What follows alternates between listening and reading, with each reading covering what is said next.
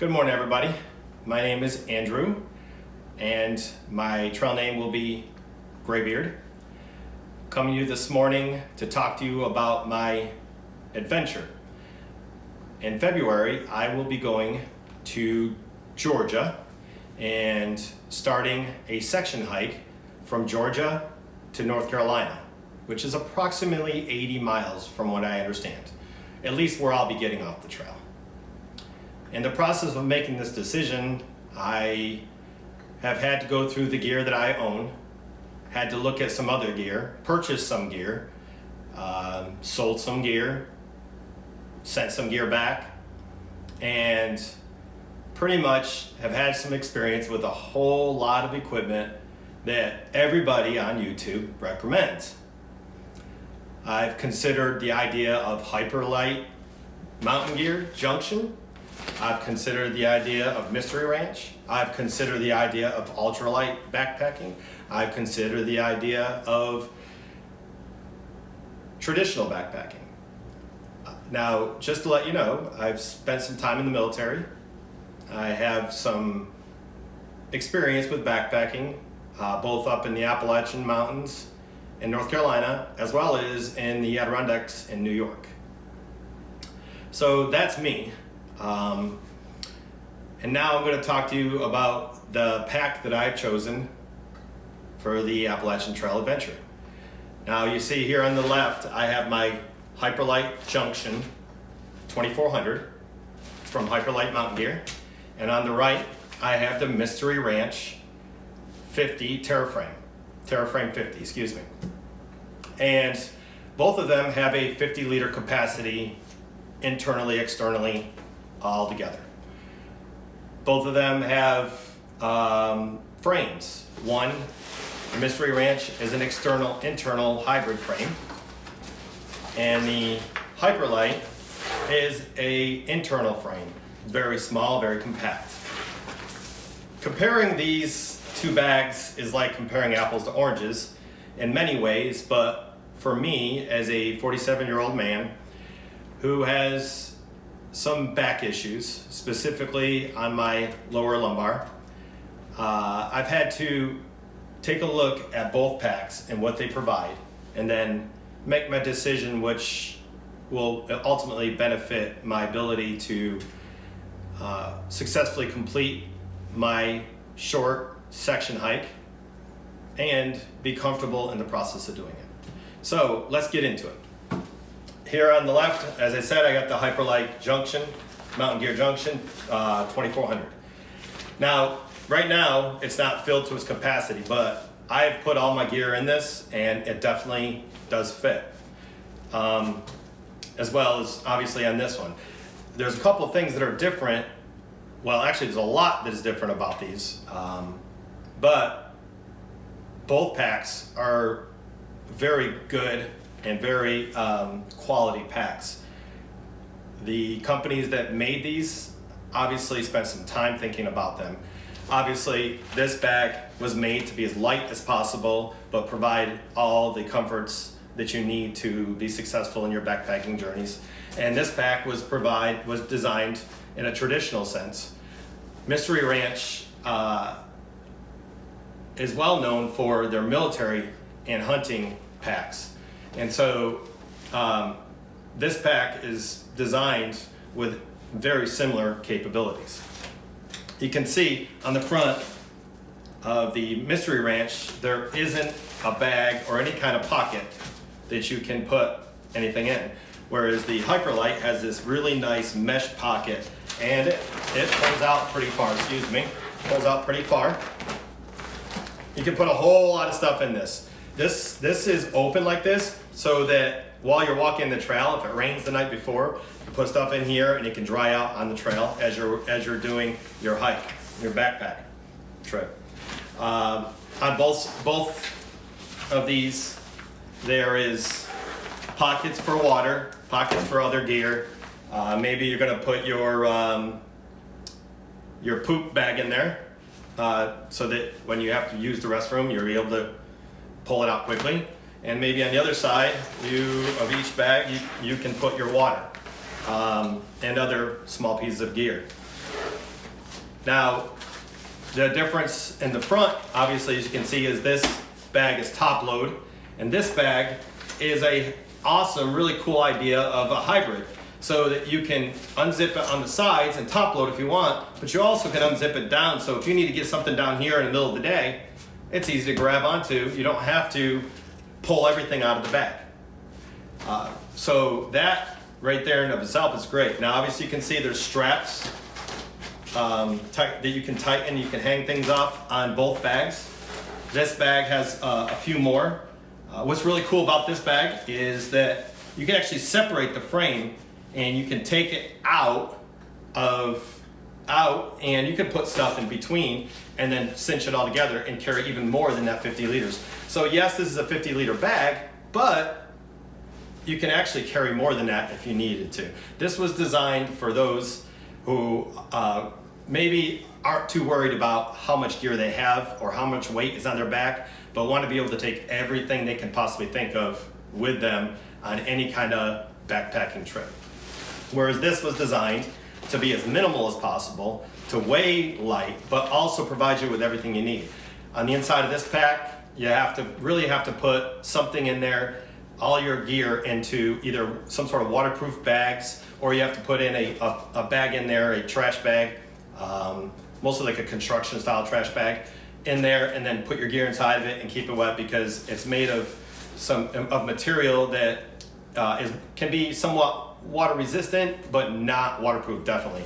Whereas this is advertised to be waterproof, this Dyneema material, advertised to be waterproof, and I'm assuming that if you go on a day hike or you go on a long trip and it doesn't rain a lot, but it rains a little, it will work. But I've heard from others that if it rains pretty heavily, which it's well known to do on the Appalachian Trail, that it will soak through and your equipment and gear and clothing will get wet on the inside.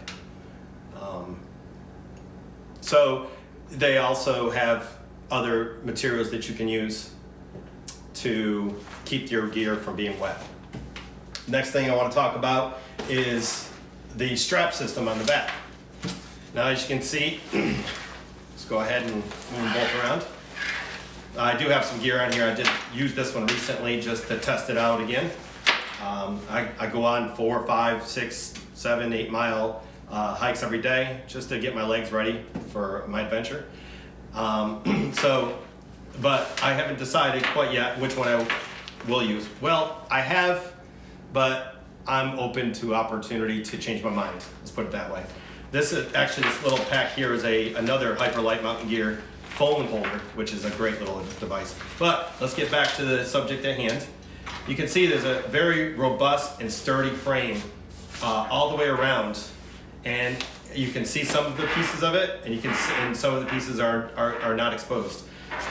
First thing I want to talk about is the shoulders, and obviously on here you can see it's fully external. You can't see it. There's a couple pieces that are bent in certain ways, and putting it on your back, obviously, you can tell that it is sturdy. This frame is adjustable up and down. It also has these shoulder straps here, which I like because when you're walking up a hill, you don't want the pack falling down onto you as you're going up, especially if you are kind of leaning forward. What you can do with these is you can adjust them, and the weight will fall back and you'll end up with more weight on your hips rather than all the weight sitting on the center of your back and kind of pushing you forward. And that really helps with going up mountainsides, trekking up mountainsides, or pulling it tighter as you're going down a mountain and keeping everything tight to your body so that you don't fall forward. So that's a great feature. Whereas you can see on this one, those straps don't exist. It's just connected at the top, both sides, and the belt. Another thing I want to get to is the belt that wraps around your waist belt. On the inside of this back, you can see it's a very robust and thick foam padding. And on here, it's a very thin but durable padding. It has pockets on this one. You can buy pockets to attach to this hip belt. The center part of this has a lumbar support, so that when you put the bag on, this pressure right here from that foam will push right up against your small of your back and really stabilize the pack, whereas this one is kind of goes all the way across. So if you want to keep the pack from falling down your hips, if you have issues like that, and some people do, I do, specifically because I have an injury on my lower back that causes my tailbone to kind of be more straight than curved. So I don't have a lot of a curvature on my lower center part of my back. Whereas, so when I put this on, I have to tighten it extra. As you can see on the straps, this is a pull inward kind of strap. On each side, you pull it in to tighten it, and this one you pull out. The waist belt with the foam, it wraps all the way around your waist a little bit better, especially a big guy like me, I like that. This one, it really doesn't. It kind of comes to, a certain part of your hips, and then it stops, and then you have to depend on this strap here to hold the rest of the weight. So because this is thin, if this strap is being adjusted, sometimes the fabric can go right into your waist and kind of dig into it. Whereas because there's some thickness here, you don't have that issue because the foam is keeping the strap away from your stomach, away from your waist. And I really like that quality and that concept. Both have multiple areas where you can attach things, and you can see that I have a lot of things already attached that I've used. And both have good, strong shoulder straps, and they both have a chest strap across the back. Now, one of the things I have enjoyed about this strap, or the idea I've come up with, is because every time I put this on, it just doesn't seem like it fits the right way. I ended up buying another one so that I could strap it across in 2 different locations. And as you can see on this one, I actually bought this pocket water bottle holder as my second one. And it's really nice. I really like that feature. It really provides a lot of stability holding the pack around my whole body. It makes it more a part of my body, except rather than a piece of equipment hanging on my body. And I've really enjoyed the way that is. Most people say these shouldn't be load bearing. When it's up top of your body, I can understand that.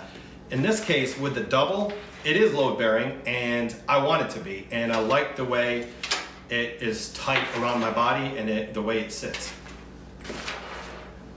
This was designed for people that really don't intend to carry 20, 30 pounds max of equipment.